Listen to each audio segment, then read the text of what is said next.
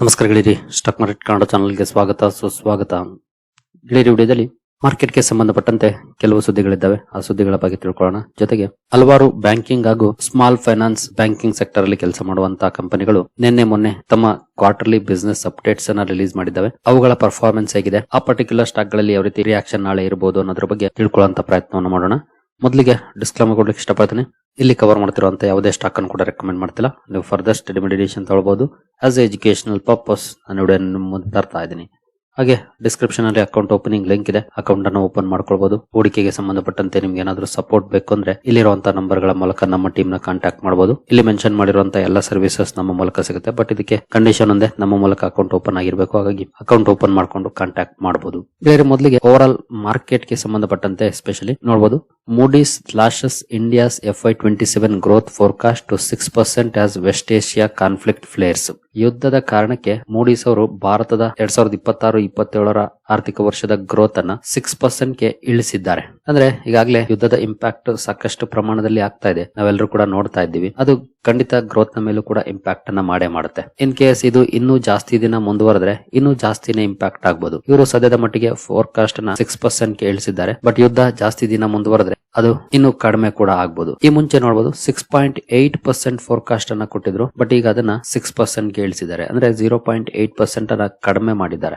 ಯಾಕೆ ಅಂತಂದ್ರೆ ನೋಡಬಹುದು, expectations of weaker private consumption, softer industrial activity and slowing investment amid rising input cost link to geopolitical tensions. ಈ geopolitical tension ನ ಕಾರಣಕ್ಕೆ private consumption weak ಆಗುವಂತ expectation ಮಾಡ್ತಿದ್ದಾರೆ. ಹಾಗೆ ಇಂಡಸ್ಟ್ರಿಯಲ್ ಆಕ್ಟಿವಿಟಿ ಕೂಡ ಕಡಿಮೆ ಆಗ್ಬಹುದು. ಇನ್ಪುಟ್ ಕಾಸ್ಟ್ ಜಾಸ್ತಿ ಆಗ್ತಿರೋದ್ರಿಂದ ಇನ್ವೆಸ್ಟ್ಮೆಂಟ್ ಆಕ್ಟಿವಿಟಿ ಕೂಡ ಸ್ಲೋ ಆಗ್ಬಹುದು. ಈ ಎಲ್ಲಾ ವಿಷಯಗಳನ್ನ ಆಧಾರವಾಗಿ ಇಟ್ಕೊಂಡು ಫೋರ್ಕಾಸ್ಟ್ ನ 6.8% ಇಂದ 6% ಗೆ ಇಳಿಸಿದ್ದಾರೆ ಮೋಡೀಸ್ ಅವರು. ಜೊತೆಗೆ ನೋಡಬಹುದು, ಈ ವೆಸ್ಟ್ ಏಷ್ಯಾ ಕಾನ್ಫ್ಲಿಕ್ಟ್ ಎಷ್ಟರ ಮಟ್ಟಿಗೆ ಇಂಪ್ಯಾಕ್ಟ್ ಮಾಡಬಹುದು ಅಂತ. ಅರೌಂಡ್ 55% ಭಾರತದ crude oil import middle East ಇಂದಾನೆ ಬರ್ತಾ ಇದೆ. ಜೊತೆಗೆ ಓವರ್ 90% ಆಫ್ LPG ಸಪ್ಲೈಸ್ ಅಲ್ಲಿಂದಾನೆ ಬರುತ್ತೆ. ಅಂದ್ರೆ ಈಗ ಒಂದಷ್ಟು ಬೇರೆ ಬೇರೆ ಕಡೆ ಡೈವರ್ಟ್ ಮಾಡಿದ್ದಾರೆ. ಬಟ್ ಈ ಮುಂಚೆ ಇದ್ದದ್ದು 90% ಡಿಪೆಂಡೆನ್ಸಿ LPG ಸಪ್ಲೈ ಮೇಲೆ, 55% ಡಿಪೆಂಡೆನ್ಸಿ ಕ್ರೂಡ್ ಮೇಲೆ. ಇಲ್ಲಿ ಬೀಳ್ತಿರುವಂತಹ ಹೊಡೆತ ಹಾಗೂ ವೆಸ್ಟ್ ಏಷ್ಯಾ ಕಾನ್ಫ್ಲಿಕ್ಟ್ ನ ಕಾರಣಕ್ಕೆ ಬರ್ತಿರುವಂತಹ ರ್ಯಾಲಿ ಏನಿದೆ ಕ್ರೂಡ್ ಅಂಡ್ LPG ನಲ್ಲಿ, ಅದು ಇನ್ಪುಟ್ ಕಾಸ್ಟ್ ನ ಜಾಸ್ತಿ ಮಾಡ್ತಾ ಇದೆ. ಇನ್ಫ್ಲೇಷನ್ ನ ಜಾಸ್ತಿನೂ ಮಾಡಬಹುದು. ಜೊತೆಗೆ ಗ್ರೋತ್ ಕೂಡ ಆಬ್ವಿಯಸ್ಲಿ ಸ್ಲೋ ಡೌನ್ ಆಗುವಂತ ಎಕ್ಸ್ಪೆಕ್ಟೇಷನ್ ಅನ್ನ ಮೂಡೀಸ್ ರೇಟಿಂಗ್ ಅವರು ಕೊಡ್ತಿದ್ದಾರೆ. ಇದೇ ಕಾರಣಕ್ಕೆ ಅವರು ಗ್ರೋತ್ ಅನ್ನ 6% ಗೆ ಇಳಿಸಿದ್ದಾರೆ. ಇನ್ನು ಮೊನ್ನೆಯಿಂದ ಹಲವು ಬ್ಯಾಂಕಿಂಗ್ ಕಂಪನಿಗಳು ಹಾಗೂ ಸ್ಮಾಲ್ ಫೈನಾನ್ಸ್ ಬ್ಯಾಂಕ್ಗಳು ತಮ್ಮ ಕ್ವಾರ್ಟರ್ಲಿ ಬಿಸಿನೆಸ್ ಅಪ್ಡೇಟ್ಸ್ ಅನ್ನ ರಿಲೀಸ್ ಮಾಡಿದ್ದಾವೆ. ಅದರಲ್ಲಿ ಟ್ರೆಂಡ್ ಯಾವ ರೀತಿ ಇದೆ ಮೇಜರ್ ಕಂಪನಿಗಳು ಅಂತ ನೋಡೋದಾದ್ರೆ, ಮೊದಲಿಗೆ HDFC ಬ್ಯಾಂಕ್ ನೋಡಬಹುದು, gross advances 17% year on year grow ಆಗಿದೆ. ಅರೌಂಡ್ 25 ಲಕ್ಷವನ್ನ ತಲುಪಿದೆ. ಮುಂಚೆ 21.4 ಲಕ್ಷ ಇತ್ತು. ಇಯರ್ ಆನ್ ಇಯರ್ 31% ಅಪ್ ಆಗಿದೆ. ಇನ್ನು ಡೆಪಾಸಿಟ್ಸ್ ಕೂಡ ನೋಡಬಹುದು, 23.5 ಲ್ಯಾಕ್ ನೋಡ್ಲಿಕ್ಕೆ ಸಿಗ್ತಾ ಇದೆ. ಈ ಮುಂಚೆ ಅಂದ್ರೆ ಒಂದು ವರ್ಷದ ಮುಂಚೆ 20.5 ಲ್ಯಾಕ್ ಇತ್ತು. ಇಲ್ಲೂ ಕೂಡ ಒಳ್ಳೆ ಗ್ರೋತ್ ನೋಡ್ಲಿಕ್ಕೆ ಸಿಕ್ಕಿದೆ. ಇನ್ನು CASA current account savings account ratio ನೋಡೋದಾದ್ರೆ 37 to 38% ಇದೆ. ಅಲ್ಲಿ ಸ್ವಲ್ಪ ಡೌನ್ ಇದೆ. 38 to 39 ಇದೆ, 37 to 38 ಆಗಿದೆ ಪ್ರೀವಿಯಸ್ ಕ್ವಾರ್ಟರ್ ಗೆ ಹೋಲಿಸಿದ್ರೆ. ಅಂದ್ರೆ ಕಾಸಾ ರೇಷಿಯೋದಲ್ಲಿ ಸ್ವಲ್ಪ ಡೌನ್ ಇದೆ. ಬಟ್ ಡೆಪಾಸಿಟ್ಸ್ ಹಾಗೂ gross advances year on year ಒಳ್ಳೆ ಗ್ರೋತ್ ಅನ್ನ ಕಂಡಿದೆ. ಇನ್ನು ಎಸ್ ಬ್ಯಾಂಕ್ ನಂಬರ್ಸ್ ಗೆ ಬಂದ್ರೆ, ಎಸ್ ಬ್ಯಾಂಕ್ ಅಲ್ಲಿ ನೋಡಬಹುದು ಕ್ವಾರ್ಟರ್ ಆನ್ ಕ್ವಾರ್ಟರ್ 5.8% ರೈಸ್ ಆಗಿದೆ. ಇಯರ್ ಆನ್ ಇಯರ್ 10.7% ರೈಸ್ ಆಗಿದೆ. ಕಂಪನಿಯ ಅಡ್ವಾನ್ಸಸ್ ಅಂದ್ರೆ ಕಂಪನಿ ಕೊಡ್ತಿರುವಂತಹ ಲೋನ್ಸ್. ಡೆಪಾಸಿಟ್ಸ್ ಅಲ್ಲಿ ಕ್ವಾರ್ಟರ್ ಆನ್ ಕ್ವಾರ್ಟರ್ 9% ಅಪ್ ಆಗಿದೆ. ಹಾಗೆ ಇಯರ್ ಆನ್ ಇಯರ್ 12.1% ಅಪ್ ಆಗಿದೆ. CASA rose 12.5% quarter on quarter and 14.9% year on year. CASA ರೇಷಿಯೋದಲ್ಲಿ ಇಲ್ಲಿ ಒಳ್ಳೆ ಇಂಪ್ರೂವ್ಮೆಂಟ್ ನೋಡ್ಲಿಕ್ಕೆ ಸಿಕ್ಕಿದೆ. ಎಸ್ ಬ್ಯಾಂಕ್ ನ ಬಿಸಿನೆಸ್ ಅಪ್ಡೇಟ್ಸ್ ರಿಲೀಸ್ ಆಗಿದೆ, ಚೆನ್ನಾಗಿದೆ. ಇದು ಅಂದ್ರೆ ಎಸ್ ಬ್ಯಾಂಕ್ ಆಗ್ಬಹುದು ಅಥವಾ ಇಲ್ಲಿ ಕವರ್ ಮಾಡ್ತಿರುವಂತ ಯಾವುದೇ ಬ್ಯಾಂಕ್ ಆಗ್ಬಹುದು. ಇದು ಜಸ್ಟ್ ಫಿಲ್ಮ್ ರಿಲೀಸ್ ಆಗೋಕೆ ಮುಂಚೆ ಬರ್ತಿರುವಂತ ಟ್ರೈಲರ್ ತರ. ರಿಸಲ್ಟ್ ಬಂದಾಗ ನಮ್ಗೆ ಆಕ್ಚುಯಲ್ ಆಗಿ ಪರ್ಫಾರ್ಮೆನ್ಸ್ ಯಾವ ರೀತಿ ಇರುತ್ತೆ ಅಂತ ಗೊತ್ತಾಗುತ್ತೆ. ಯಾಕಂದ್ರೆ ಎಕ್ಸ್ಪೆನ್ಸಸ್ ಆಡ್ ಆಗುತ್ತೆ, ನಂತರ ಅಡ್ಜಸ್ಟ್ಮೆಂಟ್ಸ್ ಮೈನಸ್ ಆಗುತ್ತೆ. ಅದೆಲ್ಲ ಆದ್ಮೇಲೆ ಫೈನಲ್ ನಂಬರ್ಸ್ ಹೇಗಿರುತ್ತೆ ಅಂತ ಗೊತ್ತಾಗುತ್ತೆ. ಈಗ ಜಸ್ಟ್ ಹೈಲೈಟ್ಸ್ ಅಥವಾ ಟ್ರೈಲರ್ ಅಷ್ಟೇ. ಇನ್ನು IDBI ಬ್ಯಾಂಕ್ ಕೂಡ ರಿಲೀಸ್ ಮಾಡಿದೆ ನೋಡಬಹುದು. Total business 14% year on year up ಆಗಿದೆ. ಡೆಪಾಸಿಟ್ಸ್ ಕೂಡ 12% ಜಾಸ್ತಿ ಆಗಿದೆ. ಅಡ್ವಾನ್ಸಸ್ 16% ಜಾಸ್ತಿ ಆಗಿದೆ ಇಯರ್ ಆನ್ ಇಯರ್. ಇಲ್ಲೂ ಕೂಡ ಡಿಸೆಂಟ್ ಗ್ರೋತ್ ನೋಡ್ಲಿಕ್ಕೆ ಸಿಕ್ಕಿದೆ. ಇನ್ನು ಕೋಟಕ್ ಮಹೀಂದ್ರಾ ಬ್ಯಾಂಕ್ ಇಲ್ಲಿ ಅಡ್ವಾನ್ಸಸ್ ನೋಡಬಹುದು 16.2% ಗ್ರೋ ಆಗಿದೆ ಇಯರ್ ಆನ್ ಇಯರ್. ಹಾಗೆ deposits 14.7% year on year increase ಆಗಿದೆ. ಎರಡು ಕೂಡ ಸಿಕ್ವೆನ್ಶಿಯಲ್ ಗ್ರೋತ್ ಅನ್ನ ಕಂಡಿದ್ದಾವೆ, ಡೆಪಾಸಿಟ್ಸ್ ಅಂಡ್ ಅಡ್ವಾನ್ಸಸ್. ಇನ್ನು ಯೂನಿಯನ್ ಬ್ಯಾಂಕ್ ಆಫ್ ಇಂಡಿಯಾ ಇಲ್ಲಿ ಇಯರ್ ಆನ್ ಇಯರ್ 5.79% ಕಂಪನಿಯ ಗ್ಲೋಬಲ್ ಬಿಸಿನೆಸ್ ಇಂಪ್ರೂವ್ಮೆಂಟ್ ನೋಡ್ಲಿಕ್ಕೆ ಸಿಕ್ಕಿದೆ. Year on year quarter on quarter 6.5% improve ಆಗಿದೆ ಗ್ಲೋಬಲ್ ಬಿಸಿನೆಸ್ ಅಲ್ಲಿ. ಗ್ಲೋಬಲ್ ಡೆಪಾಸಿಟ್ಸ್ ವಿಚಾರಕ್ಕೆ ಬಂದ್ರೆ 13.06 ಲ್ಯಾಕ್ ಕ್ರೋರ್ ಇದೆ. ಇಂದಿನ ವರ್ಷ 10.78 ಲ್ಯಾಕ್ ಕ್ರೋರ್ ಇತ್ತು. ಇಲ್ಲೂ ಕೂಡ ಒಳ್ಳೆ ಇಂಪ್ರೂವ್ಮೆಂಟ್ ನೋಡ್ಲಿಕ್ಕೆ ಸಿಕ್ಕಿದೆ. ಬ್ಯಾಂಕ್ ಆಫ್ ಬರೋಡಾ ನೆಕ್ಸ್ಟ್, ಇಲ್ಲೂ ಕೂಡ ಸ್ಟ್ರಾಂಗ್ ಗ್ರೋತ್ ನೋಡ್ಲಿಕ್ಕೆ ಸಿಕ್ಕಿದೆ. ನೋಡಬಹುದು ಕಂಪನಿಯ global business 13.93% year on year grow ಆಗಿದೆ. ಡೆಪಾಸಿಟ್ಸ್ ಕೂಡ 12% ಗ್ರೋ ಆಗಿದೆ ಇಯರ್ ಆನ್ ಇಯರ್. ಇನ್ನು ಗ್ಲೋಬಲ್ ಅಡ್ವಾನ್ಸಸ್ ಕೂಡ 16.2% ಅಪ್ ಆಗಿದೆ. ಇಲ್ಲೂ ಕೂಡ ಒಳ್ಳೆ ಪರ್ಫಾರ್ಮೆನ್ಸ್ ನೋಡ್ಲಿಕ್ಕೆ ಸಿಕ್ಕಿದೆ. ಇನ್ನು IDFC ಬ್ಯಾಂಕ್ ಕೂಡ ಹೈಲೈಟ್ಸ್ ಅನ್ನ ರಿಲೀಸ್ ಮಾಡಿದೆ.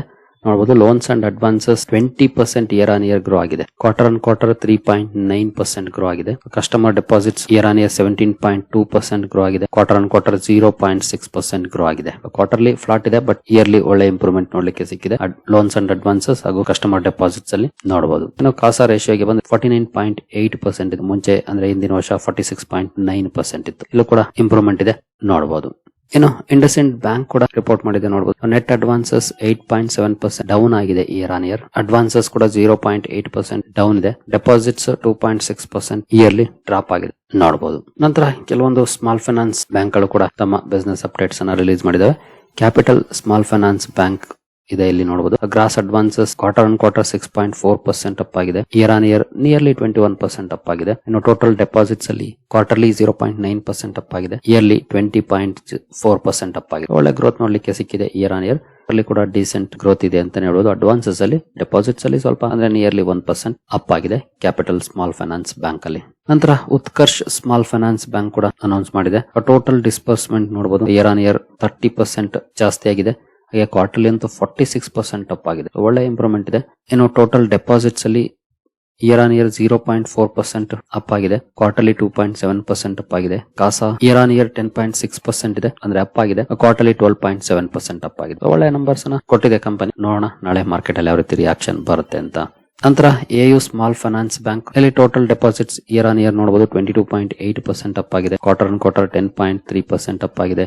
ಕಾಸಾ 19.6% ಅಪ್ ಆಗಿದೆ year on year. Quarter on quarter 8.5% ಇದೆ. ಇನ್ನು ಗ್ರಾಸ್ ಅಡ್ವಾನ್ಸಸ್ 25.1% ಅಪ್ ಆಗಿದೆ year on year. Quarterly 8.7% up ಆಗಿದೆ. ಒಳ್ಳೆ ಇಂಪ್ರೂವ್ಮೆಂಟ್ ನೋಡ್ಲಿಕ್ಕೆ ಸಿಕ್ಕಿದೆ AU ಸ್ಮಾಲ್ ಫೈನಾನ್ಸ್ ಬ್ಯಾಂಕ್ ಅಲ್ಲೂ ಕೂಡ. ನಾಳೆ ಈ ಸ್ಟಾಕ್ ಅನ್ನು ಸಹ ವಾಚ್ ಮಾಡಬಹುದು. ನಂತರ ಇಸಾಫ್ ಸ್ಮಾಲ್ ಫೈನಾನ್ಸ್ ಬ್ಯಾಂಕ್ ಇಲ್ಲಿ term deposits year on year 12.43% up ಆಗಿದೆ. ಕ್ವಾರ್ಟರ್ಲಿ 9.42% ಅಪ್ ಆಗಿದೆ. ಕಾಸಾ 6.88% ಅಪ್ ಆಗಿದೆ year on year.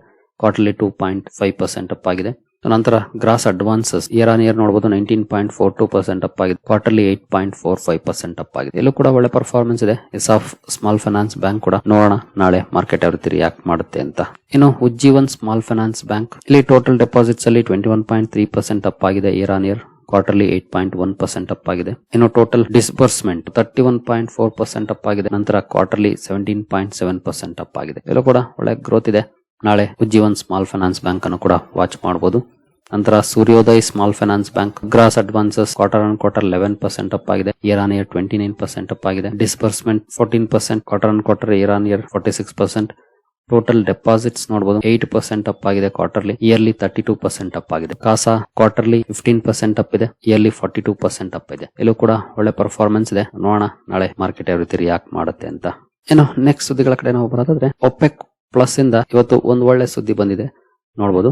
OPEC plus plan symbolic oil quota hike amid war delegates. ಅಂದ್ರೆ ಈ ವಾರ್ ನ ಕಾರಣಕ್ಕೆ ಒಪೆಕ್ ಕಂಟ್ರೀಸ್ ತಮ್ಮ ಆಯಿಲ್ ಪ್ರೊಡಕ್ಷನ್ ಅನ್ನ ಜಾಸ್ತಿ ಮಾಡ್ಕೊಳ್ಳುವಂತ ಅನೌನ್ಸ್ಮೆಂಟ್ ಅನ್ನ ಮಾಡಿದಾವೆ. ನೋಡಬಹುದು ಇಲ್ಲಿ 2,06,000 barrels per day oil production ಜಾಸ್ತಿ ಮಾಡುವಂತ ಡಿಸಿಷನ್ ಅನ್ನ ತಗೊಂಡಿದ್ದಾವೆ. ಬಟ್ ಇಲ್ಲಿ ಸಮಸ್ಯೆ ಆಗ್ತಿರೋದು ಇವರು ಪ್ರೊಡ್ಯೂಸ್ ಮಾಡ್ತಿದ್ದಾರೆ, ಟ್ರಾನ್ಸ್ಪೋರ್ಟೇಷನ್ ಗೆ ಮೇಜರ್ ಆಗಿ ಸಮಸ್ಯೆ ಆಗ್ತಾ ಇರೋದು. ಟ್ರಾನ್ಸ್ಪೋರ್ಟೇಷನ್ ಗೆ ಇರುವಂತ ಸಮಸ್ಯೆ ಬೇಗ ಕ್ಲಿಯರ್ ಆಯ್ತು ಅಂದ್ರೆ ಮೇ ಬಿ ಅದು ನಮ್ಗೆ ಬಿಗ್ ಪಾಸಿಟಿವ್ ಆಗ್ಬೋದು. ಬಟ್ ಸದ್ಯದ ಮಟ್ಟಿಗೆ ಅಂತಹ ಸನ್ನಿವೇಶ ಕಂಡು ಬರ್ತಾ ಇಲ್ಲ. ನೋಡೋಣ ಯಾವ ರೀತಿ ಇರುತ್ತೆ ಈ ವಾರ ಪರ್ಫಾರ್ಮೆನ್ಸ್, ಅದ್ರ ಮೇಲೆ ಗೊತ್ತಾಗುತ್ತೆ. ಇನ್ನು ಆಯಿಲ್ ಇಂಡಿಯಾದಿಂದ ಒಂದು ಸುದ್ದಿ ಬರ್ತಾ ಇದೆ ನೋಡಬಹುದು. Oil India ramps up crude production from Rajasthan Thar desert. ರಾಜಸ್ಥಾನದ ಥಾರ್ ಡೆಸರ್ಟ್ ಅಲ್ಲಿರುವಂತಹ ಆಯಿಲ್ ಇಂಡಿಯಾದ ಪ್ರೊಡಕ್ಷನ್ ಯೂನಿಟ್ ಏನಿದೆ ಅಲ್ಲಿ ಪ್ರೊಡಕ್ಷನ್ ಅನ್ನ ಜಾಸ್ತಿ ಮಾಡಿದೆ. ಕಾರಣ ಅಂತೂ ನಿಮ್ಗೆ ಗೊತ್ತಿದೆ, ಹೊರಗಡೆಯಿಂದ ತರಿಸ್ಕೊಳ್ಳಕ್ಕೆ ಸಮಸ್ಯೆಗಳಿದ್ದಾವೆ. ತರಿಸ್ಕೊಳ್ಳೋದಾದ್ರೂ ಕೂಡ ಲೇಟ್ ಆಗ್ತಿದೆ. ಆ ಕಾರಣದಿಂದ ಈಗಾಗಲೇ ಈ ಹಿಂದಿನಿಂದನೂ ಕೂಡ ಸರ್ಕಾರ ಹೇಳ್ತಾನೆ ಇತ್ತು ನಮ್ಮ ಪ್ರೊಡಕ್ಷನ್ ಕೆಪಾಸಿಟಿಯನ್ನ ಜಾಸ್ತಿ ಮಾಡ್ಕೊಳ್ತೀವಿ ಅಂತ. ಅದೇ ನಿಟ್ಟಿನಲ್ಲಿ ಆಯಿಲ್ ಇಂಡಿಯಾ ಈ ಯೂನಿಟ್ ಅಲ್ಲಿ ಪ್ರೊಡಕ್ಷನ್ ಅನ್ನ ಜಾಸ್ತಿ ಮಾಡಿದೆ. ಈಗ ನೋಡಬಹುದು ಅರೌಂಡ್ 70% ಜಾಸ್ತಿ ಆಗಿದೆ. ಯಾಕಂದ್ರೆ 705 ಬ್ಯಾರೆಲ್ಸ್ ಪರ್ ಡೇ ಪ್ರೊಡಕ್ಷನ್ ಈ ಹಿಂದೆ ಆಗ್ತಾ ಇತ್ತು. ಆದ್ರೆ ಈಗ ನೋಡಬಹುದು 1202 ಬ್ಯಾರೆಲ್ಸ್ ಪರ್ ಡೇ ಪ್ರೊಡಕ್ಷನ್ ಅನ್ನ ಮಾಡ್ತಾ ಇದ್ದಾರೆ. ಆಲ್ಮೋಸ್ಟ್ 70% ಜಾಸ್ತಿ ಆಗಿದೆ ಎಲ್ಲಿನ ಪ್ರೊಡಕ್ಷನ್. ಇನ್ನು ಜಾಸ್ತಿ ಮಾಡ್ಕೊಳ್ಬೇಕಾಗಿದೆ, ಯಾಕಂದ್ರೆ ನಮ್ಮ ರಿಕ್ವೈರ್ಮೆಂಟ್ ಜಾಸ್ತಿ ಇದೆ. ಹಾಗಾಗಿ ಮೇ ಬಿ ಆ ನಿಟ್ಟಿನಲ್ಲಿ ಪ್ರಯತ್ನಗಳು ಮುಂದುವರಿತಾ ಇರುತ್ತವೆ. ಸರಿಗಳಿರಿ, ಈ ಎಲ್ಲ ಅಪ್ಡೇಟ್ಸ್ ನಿಮಗೆ ಇಷ್ಟ ಆಗಿದೆ ಅನ್ಕೊಳ್ತೀನಿ. ಹಾಗೆ ಡಿಸ್ಕ್ರಿಪ್ಷನ್ ಅಲ್ಲಿ ಅಕೌಂಟ್ ಓಪನಿಂಗ್ ಲಿಂಕ್ ಇದೆ, ಅಕೌಂಟ್ ಅನ್ನು ಓಪನ್ ಮಾಡ್ಕೊಳ್ಬಹುದು. ಮುಂದಿನ ವಿಡಿಯೋದಲ್ಲಿ ಸಿಗೋಣ. ಅಲ್ಲಿವರೆಗೂ ಜೈ ಹಿಂದ್, ಜೈ ಕರ್ನಾಟಕ.